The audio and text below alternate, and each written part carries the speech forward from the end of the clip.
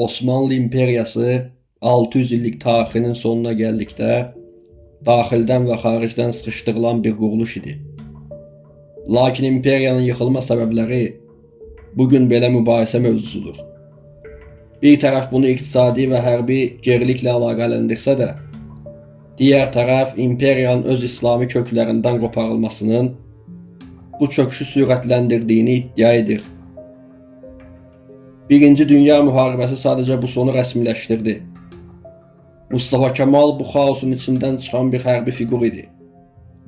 Onun rəhbərliyi ilə aparılan müstəqillik müharibəsi torpaqları işğaldan azad etsə də, əsl münaqişə müharibədən sonra başladı. Xalqın böyük bir qismi xilafətin ətrafında birləşib, köhnə nizamın davamını istəyərkən, Mustafa Kemalın planları tamamilə fərqli idi. O, Osmanlı mirasını köhnəlmiş və geri qalmış hesab edərək, onu tamamilə tasfiyə etmək yolunu seçdi. Bu keçiş prosesində tətbiq edilən sərt metodlar, müxalif səslərin susturulması və istiqlal məhkəmələrinin fəaliyyəti bugünkü mənfi iddiaların əsasını təşkil edir. İmperiyanın yıxılması sadəcə bir dövlətin sonu deyil, bir sivilizasiya dəyişikliyinin başlanğıcı idi. 29 oktyabr 1923-cü ildə Cumhuriyyətin elan edilməsi Türkiyədə yeni bir dövrün qapısını açdı. Lakin bu qapı bir çoxları üçün keçmişin bağlanması demək idi. Ən böyük qırılma nöqtəsi 1924-cü ildə xilafətin ləğvi oldu. İslam dünyasının liderliyi simvol olan bu məqamın aradan qaldırılması Türkiyənin müsəlman coğrafiyası ilə bağlarını minimuma indirdi. Bu dövrdə atılan addımlar modernləşmə adı altında təqdim olunsa da, dindar təbəqə bunu bir mədəniyyət qırğını kimi qəbul etdi. Şilyapa inqilabı, kəlləfərman qərarlar və təkkə zaviyələrin qadağan edilməsi xalqın gündəlik həyatına və inanc sisteminə birbaşa müdaxilə kimi görüldü. Cümhuriyyətin qurulması ilə birlikdə tək partiyalı sistemin bərqərar olması hər hansı bir İslami və ya mühafizəkar müxalifətin yaranmasına imkan vermədi. Bugün Atatürk diktaturası iddialarını səsləndirənlər məhz bu dövrün idarə etmə üsulunu və xalqın rəyini soruşmadan həyata keçirilən radikal qərarlara əsas gətirirlər. Atatürk dövrünün ən çox tənqid olunan tərəfi şübhəsiz ki, din sahəsindəki türkçələşdirmə siyasətidir. 1932-ci ildə azanın əslində uzaqlaşdırılaraq türk dilində oxunması əmri verildi. Müsəlmanlar üçün namaza çağırışın beynəlxalq və müqəddəs dilinin dəyişdirilməsi dindarlar arasında dərin yaralar açdı. Tanrı uludur ifadəsi Allahu Ekber kəlməsinin yerini tuta bilmədi və bu ibadətə dövlət müdaxiləsi kimi yadda qaldı. Bundan əlavə ibadətin bütün sahələrində türkçənin məcburi edilməsi cəhdləri xalq tərəfindən İslama vurulan zərbə kimi qiymətləndirildi. Tənqidçilər iddia edirlər ki, bu islahatların məqsədi xalqın dini daha yaxşı başa düşməsi deyil, dini milli bir qəlibə salaraq onun qlobal və ilahi mahiyyətini zəiflətmək idi. Quran tərcümələrinin paylanması və dində reform cəhdləri də eyni şübhə ilə qarşılanır. Bu dini saflaşdırmaq idi, yoxsa onu dövlətin nəzarəti altına alıb təsirsiz hala gətirmək? Bugünkü mühafizəkar kütlənin Atatürkə qarşı məsafəli durmasının ən böyük səbəbi məhz bu dində radikal milliyyətçilik siyasətidir. Atatürk'ün 1936-cı ildə yazdığı Geometriya kitabı onun elmi tərəfini göstərən bir nümunə kimi təqdim olunur.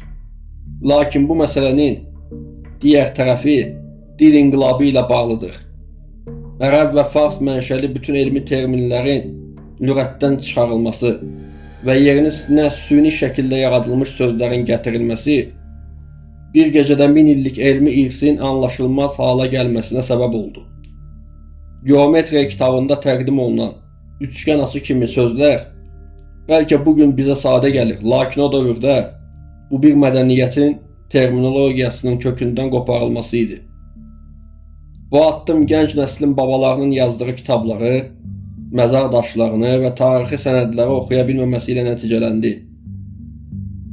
Atatürkün hər şeyi türkçələşdirmək həvəsi bəzi tarixçilər tərəfindən tarixi yaddaşın silinməsi kimi xarakterizə olunur.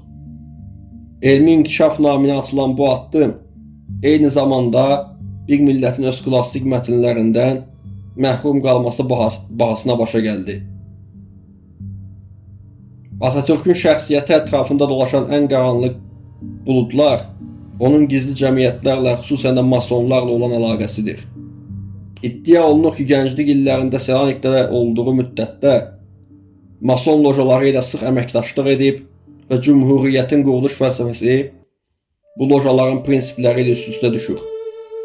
Xüsusilə dünyəvilik, laisizm anlayışının masonik ideologiyanın bir parçası olduğu vurğulanır.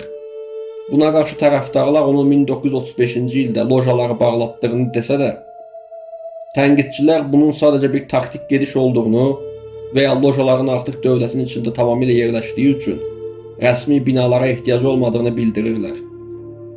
Mason muydu sualı bugün də dəqiq cavabı tapılmayan, lakin Atatürkün qərb mərkəzi ideologiyaları Türkiyəyə gətirməsi ilə əlaqələndirilən bir mövzudur. Bu şübhələr onun milli maraqlardan çox beynəlxalq bir layihənin icraçısı olduğu iddialarını gücləndirir. Bugün Atatürk haqqında verilən hökmlər kəskin şəkildə ikiyə ayrılır. Müsbət iddialar onun bir milləti yoxdan var etdiyini, təhsil və qadın hüquqları sayəsində inqilab etdiyini desə də, mənfi iddialar daha dərindir.